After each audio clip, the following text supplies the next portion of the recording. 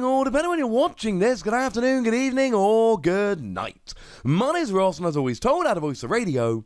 So today, we need to take a look at the deck that actually won this giant Pokemon tournament in Japan. It was another one of these giant 1,000 odd people tournaments, and well, it was won by Lucario and Melmetal, which isn't supposed to be a good deck. It's not supposed to be viable. Lucario and Melmetal is supposed to be unplayable because of Reshiram and Charizard. So how has it gone and won the giant tournament in Japan? This was, to all intents and purposes, a Japanese championship, at least for this part of the year. There isn't another big tournament in Japan until December. So make no mistakes about it, this was a big deal. And it was won by Lucario and Melmetal. Now, a quick appendix to this video at the beginning.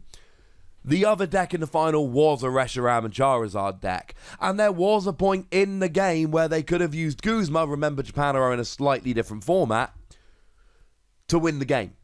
Could have used Guzma and Outrage and won the game. They had game on board and missed it. But that doesn't matter, because the winner was Lucario and Melmetal. So if we remind ourselves about this to begin with, what we've got is a card for one colourless energy, the GX attack. For the rest of the game, your metal Pokemon take 30 less damage from your opponent's Pokemon's attacks. Now, if you have 2 energy on there, then you discard all energy from your opponent's active Pokemon, but this is also something that can be used just straight away in the early game to go, right, I'm taking, and by I mean all of my Pokemon, are taking 30 less from attacks for the rest of the game. You then had 4 energy, 150, or 2 energy, 50 damage, search your deck for a metal energy, and attach it to this Pokemon. So use double colourless energy in the early game to set yourself up for doing 150 for the rest of the game, and you've got full Metal Wall GX to protect yourself as you go. And there were only 2 other attackers in the entire deck. We had Duskmane Necrozma. Now, Duskmane Necrozma I like very much indeed. 1 metal energy, 60 damage to one of your opponent's EX or GX Pokemon, not affected by weakness or resistance, good against lightning Pokemon that are resistant, bad against fairy Pokemon that are weak. And 2 metal, 1 colourless, 100 damage, but if your opponent has exactly 1 prize card remaining, 200 damage. Good as a last-ditch attack, but really here, this is for early game Dusk Shot. Just sit there, sniping around, doing a little bit of damage here and a little bit of damage there. Not really winning the game, but setting up. Because remember, Lucario and Melmetal doesn't do giant attacks here. 150 is about as much as it gets. But when you add in the first attack and Duskmane Necrozma, you're rolling. Now, we do also have a Mega Lopunny and Jigglypuff here, and this is something you should get used to seeing in a lot of decks moving forward. Because for free colourless energy, it does 60 damage base, plus 60 for each Pokemon EX or GX that your opponent has on board. In a format with a lot of EX and GX Pokemon running around, this is really, really good. We like this a lot. So alright, that's that. And they're your attackers, they're your free Pokemon with which you are attacking. Cool. I should mention the GX attack on Mega Lopunny and Jigglypuff. 1 energy, sleep. 5 energy, active as a sleep, do 200 to one of your opponent's bench Pokemon. It's fine, but most of the time you're going to want to use Lucario and Melmetal's GX attack to get that protection.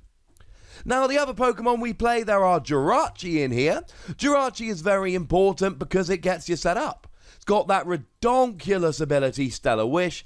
If it's in the active, look at the top 5 cards of your deck, find a trainer card, put it in your hand, Jirachi goes to sleep. And Sudowoodo. Now, Sudowoodo is there as a counter basically for Zoroark. Zoroark does 20 damage for each Pokemon it has in play. Sudowoodo reduces your opponent's bench to a maximum of 4, even if they've got a Skyfield out. So yeah, it's kind of a given, right? You pretty much have to play Sudowoodo in this format. Japan are playing Sun and Moon on, not Ultra Prism on, but it's not that different. It really isn't. There's just largely consistency cards are what's making the most difference. You'll notice that Sudowoodo is the only Pokemon that isn't legal in our format, and that's to counter a Pokemon that isn't legal in our format. Now, in terms of energy, we've actually got a bit of a mix going on here. We've got, obviously, metal energy, because you're using a metal attacker, that's pretty given. We've got double colourless energy, which you need for Lucario and Melmetal's first attack, also good for Mega Lopunny and Jigglypuff.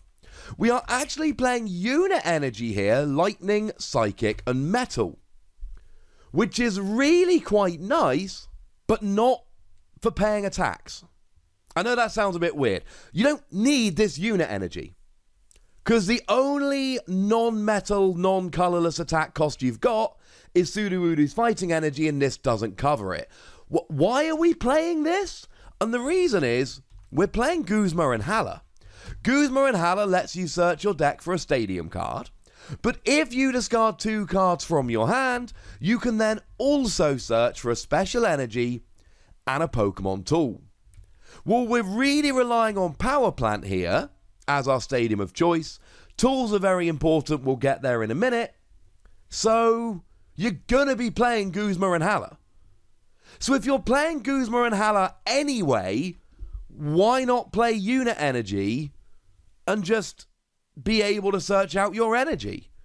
Incidentally, you could swap this for Rainbow Energy if you were playing in our format. I know it's not exactly the same. I know you take a damage counter, but it's not the end of the world. And we also see one copy here of Weakness Guard Energy. Well, of course we do. Weakness Guard Energy, you attach it to a Pokemon, and that Pokemon has no weakness. It's searchable with Guzma and Hala, and it helps to alleviate the Reshiram and Charizard problem. Because the secret here is that Lucario and Melmetal is actually a really, really good deck with a crippling weakness.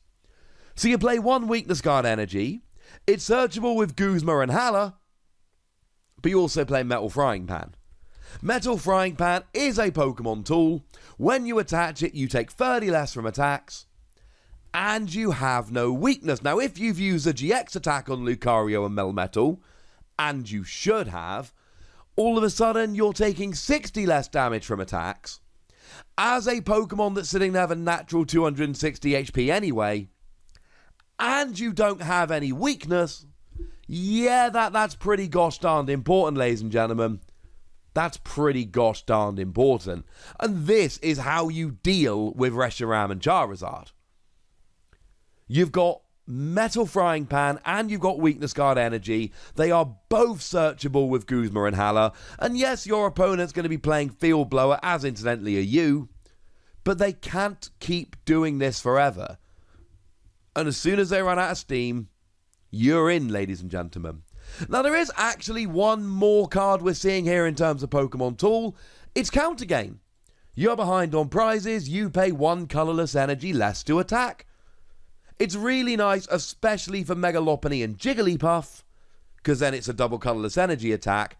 But with Lucario and Melmetal, you use double colourless energy, you use the attack to get a metal energy on, and then you use Counter Gain and put your energy for the turn somewhere else. Kind of makes sense. Now, the other new card we see here is actually Tag Call. You see, Tag Call is an item card that lets you search for 2 tag team cards.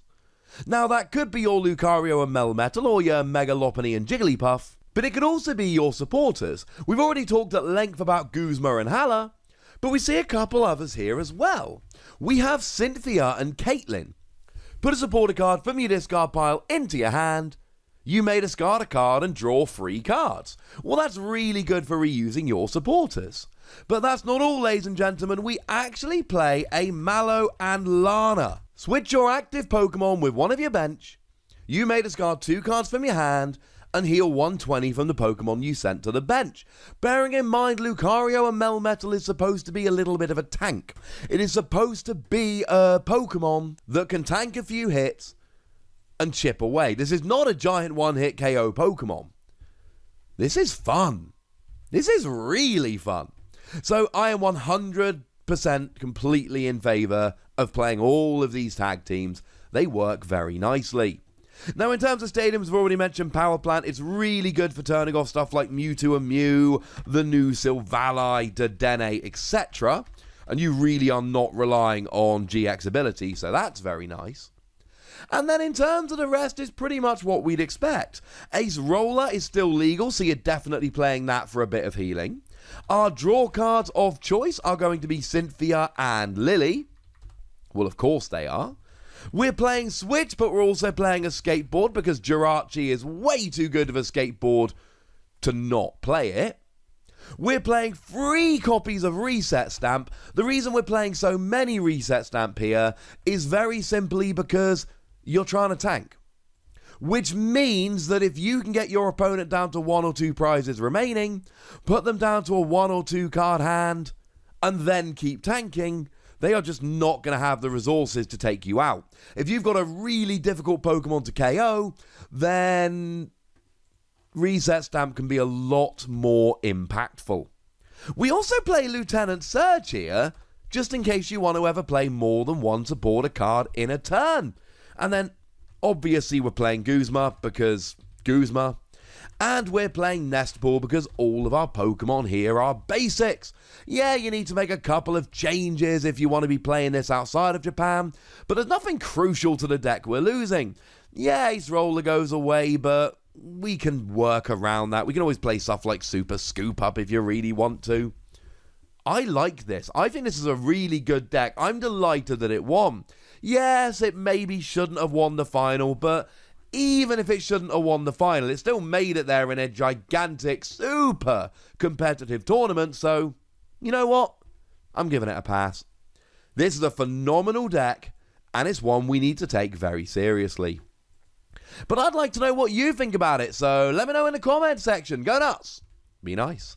And then make sure you like this video, subscribe to this channel, follow me on Twitter at TheWassy, and Twitch for some live action at twitch.tv/PTCGRadio. If you want to support the channel, get some bonus podcasts and all that, head on over to patreon.com/PTCGRadio, where you can do exactly that. And please do make sure you're checking out youtube.com/WassyPlays, where we talk about a whole bunch of games that don't have any Pokemon in. But by far the most important thing, as always, look after yourselves till next time. Thank you very much for watching. My name's Ross, and you've been watching PTCG Radio.